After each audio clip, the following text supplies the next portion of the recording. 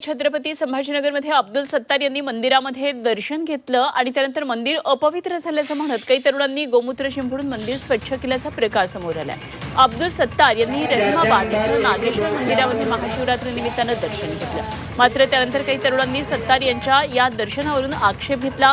अब्दुल सत्तार हे सकाळी जेवणामध्ये मांसाहार करतात, याशिवाय ते घर सोडत नाहीत आणि त्यामुळे अशा अपवित्र माणसाला महाशिवरात्रीच्या दिवशी मंदिरामध्ये प्रवेश देण्याला विरोध असल्याचं म्हणत या तरुणांनी मंदिरामध्ये गोमूत्र शिंपडून मंदिर स्वच्छ केलं।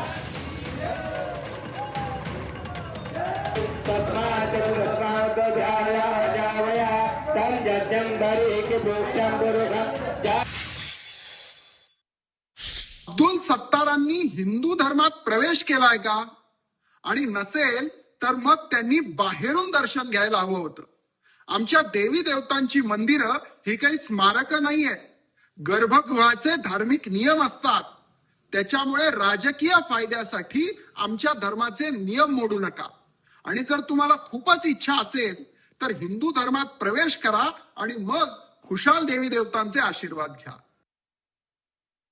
मला असं वाटतं मंदिर असो मस्जिद असो हे सगळे सार्वजनिक ठिकाण आहेत। तुषार कोण शंकराचार्य लागून गेला का?